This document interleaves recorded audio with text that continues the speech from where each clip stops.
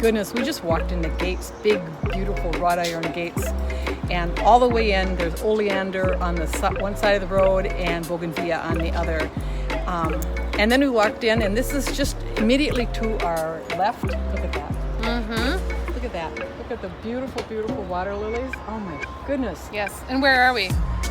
We're at the Botanical Gardens in Malaga. Yeah. And Keely said when we walked in, oh, we hit the mother load, and I think we did. Yeah. Now I'm glad we came. See? Nice. Flowers are wonderful. Well, yeah. It's all good.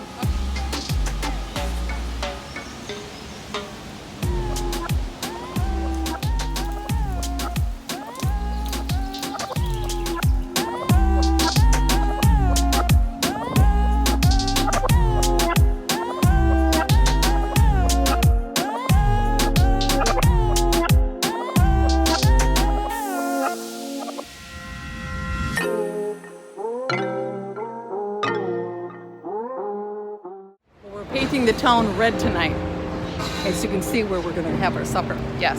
So, yes. And why McDonald's? Because I watched a thing on Facebook about a young man that has been doing, vlogs about the McDonald's in different parts of the world. Mm-hmm. And he said the one here in Spain is really interesting. Get things that you never thought you would get with your meal in the United States. Mm-hmm. So. We went to one in France a few years ago, and it was like fine dining. All the people had beautiful, very sophisticated uniforms. And the inside of the restaurant was really, really nice. Anyway, we'll see if this one is like the France one. Yeah, we're kind of excited to see. Yeah, and We'll also take you there. I'm not feeling 100%, and I'm kind of tired of heavy food, and so I just want a water and a salad. And they've got 3 salads to choose from here.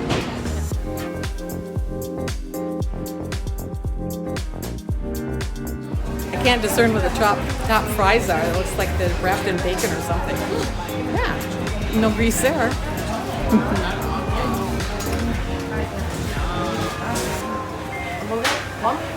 One.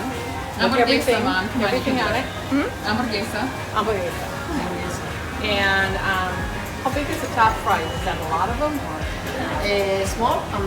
Small top fries. Yeah. Looks like the normal hamburger. Well, there you go. Not too much. So. But they do have a lot of different things. They had a whole case of like cheesecake and a whole bunch of different pastries and stuff. Yep, they do. And this salad looks really good. It's got tuna and tomato and pepper and all sorts of stuff. And I have to show you, look at my little olive oil package that I used. On my vinegar. It's so cute. Yes, it is. And I asked for extras, and I shouldn't have, because one was enough. So they kind of gave me a look like, oh boy, asking for more than you need. Yeah, exactly. Old habits die hard, right? There are the pigeon friends right there. Yeah, just don't land on my head and I'll be fine. Yeah, I've been learning a lot about different things from our Uber drivers and our taxi drivers, and what I say is, hey, how's your day going, to every one of them, and then about 80% want to talk. And talk. Yeah, and they're surprised that I learned, that I know Spanish. Yes. And Everybody. Yeah, speaking of languages, one of the Uber drivers here, really nice guy, he was saying that he's from here, and I said, really? Because you don't have that Andalusian accent. And he said, oh, well, I have one form to talk with my family and one form to talk with my friends and another with my clients. And I said, well, that makes sense, because he was making an effort to be understood. Well, so I understood everything he said. Yeah, that's right. You don't catch all this that's happening. No, I don't translate. not much of it, actually. Poor Mom. Yeah. I don't translate. Don't pour me. I'm having a great time. Okay, well, that's true. Not poor Mom. No. He was explaining the differences between the way that they talk in Seville and here in Sevilla, which is like a couple hours north of here, maybe. I can't remember. Maybe on high-speed train, maybe an hour. I don't remember. It depends on how you go. If you bike it. Bike or you walk. Mountainous down here. Yeah, in both places, like some words they drop off the middle sound, and then the last sound of the words. In one of the places they drop that off. Sound, like a lot of S sounds are omitted in the middle. And then he said that the people of northern Spain think that the people in the southern part of Spain are not as intelligent because of the way that they talk. And he said, but we tell them we're more intelligent because we know how to get our point across with less sounds. Ah. with shorter words. Well, there you go. Yeah, and I said, you got it. Right on, young man. Well, that's funny though. I think a lot of countries are like that, you know. Parts of well, the world, in it's the just United colder. States, like the northern part of the United States is colder. We kind of move faster. We talk faster. We do things faster. For the southern part, it's hotter and humid, and that group of people have over the centuries kind of slowed down, and they have that southern drawl, which Yeah. is a slow way of talking, y'all. Yeah. And I love it, but it's just different. And the East is different, and the West is different. So Yeah. we have, Yeah, the same thing here. because people can tell where you're from. People can tell that we're from Minnesota, and I go, no, but they say they can. Yeah, we have a accent. unique way of talking, and we're proud of it. People are really surprised that Americans are here in Spain, actually.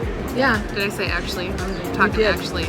And so the lady who let us into her apartment, she said that in the last week, 40% of her bookings were from were Americans.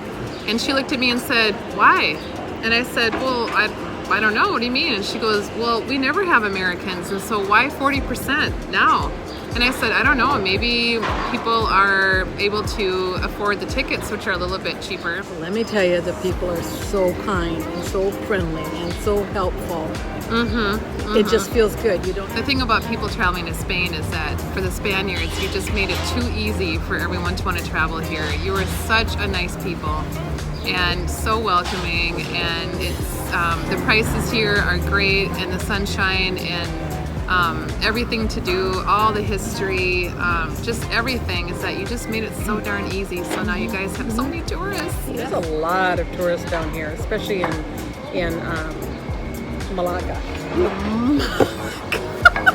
We're leaving tomorrow, and she still hasn't said it right. I have to. Okay, a couple 9 out times. of 10 times. Malaga. 9 out of 10 times. Malaga. Malaga. Yeah. Excellent. Very good. So, yeah, we talked about that already. Yeah. Yeah. Yeah. Skip that. We did the market thing, but we kind of bolted through there, so we didn't get a lot of commentary. But You know, there was a part there, the fish were so interesting because I love fish, wildlife, birds. I love it all. I mean, I've read about it my whole life because I've always been a kind of a naturalist. yeah. Anyway, She's there was everything. one area where there was a counter and it was fish, and some of them were hanging over, and they were dripping this slime. And I watched it got really long, got thinner and Was long. it those long things? No, it was slime, and it was about this long. But then the wind took it, and there was a gal standing over there with a skirt. I could see it starting to whip, Oh. whip her way down.